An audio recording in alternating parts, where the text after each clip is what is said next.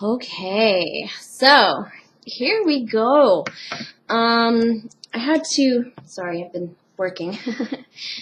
I had to sit back and really think about what I was going to make this video about. And I mean, I guess it would make the most sense that we just had a full moon in Virgo to talk about the opposite sign of Pisces. And there's this story called The 12 Children of the Light that I think kind of captures the true essence of the Pisces personality. So we'll start with that.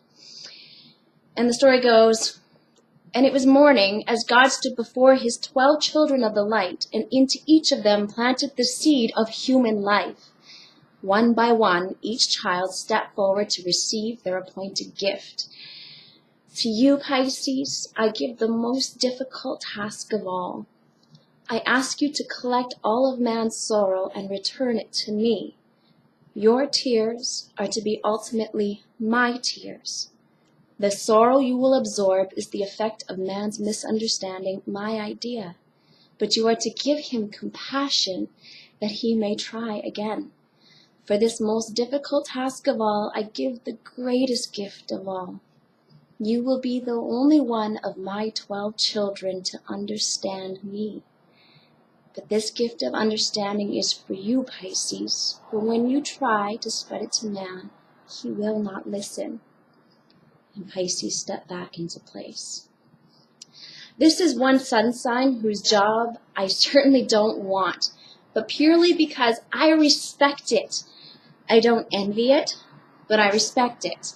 My daughter's father is a Pisces, and we dated for 3.5 years, so I think I got a fairly close and personal look at this sign. In Greek mythology and the story of Hercules, Hercules had to capture Cerberus, guardian of Hades, without the use of weapons. For those of you unfamiliar with the story, Cerberus was a beast who had 3 dogs' heads, the tail of a dragon, and on his back were the heads of all kinds of snakes.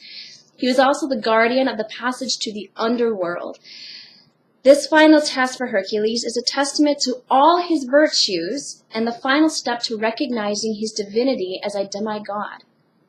Hercules accomplished this final task after being initiated into Licinian's mystery school in order to be purified of any wrongdoing in his previous tasks. Once confronted by Hades, Hades told Hercules that he could only take the beast if it was without weapon. Hercules manages to do so by grabbing Cerberus's head between his arms and never relaxed his grip until he broke the beast's will, even though he had been bitten by the dragon in Cerberus's tail. Hercules was then allowed to take the beast to Eurystheus, which he then returned to Hades.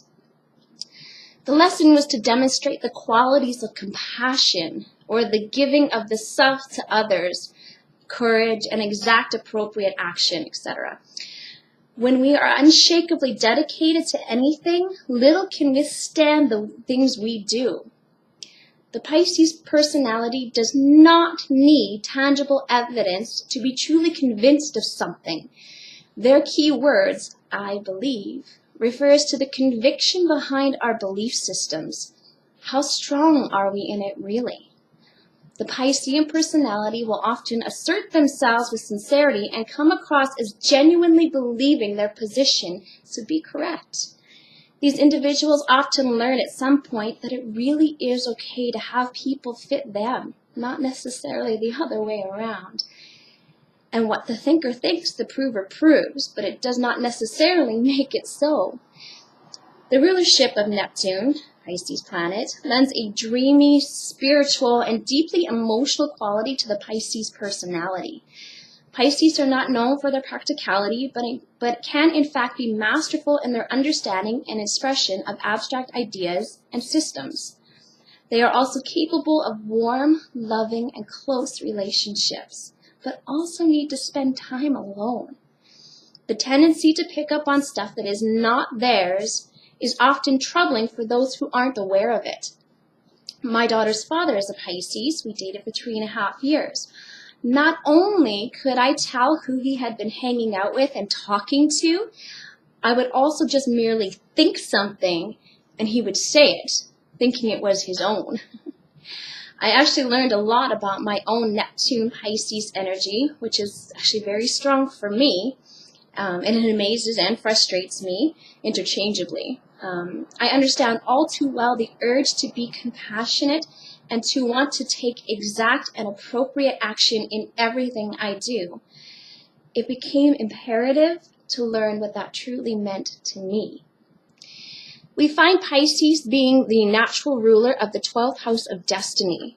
This is where the physical body leaves, but the value of who we are leaves its mark. And if we've lived up to our universal contract, this house is manifested in terms of our largest dreams. We can often sense it, feel it when it's close, and it is our true calling. The service we provide for the rest of the world and the impression we leave behind after it's done. It's the end, yet the prelude for the glorious tomorrows in which we may return. To truly harness the Piscean energy within each of us, I think it's important to ask the following questions. 1. What value have I given to my life and to all I have felt, done, and thought? 2. What new value did my kin, my associates, my friends, my community find in my life? And in finding it, did they become better human beings for it? And 3. What new value have I been able to project as an individual into the world? The ultimate direction for any etheric energy is to see the picture and then bring it to fruition.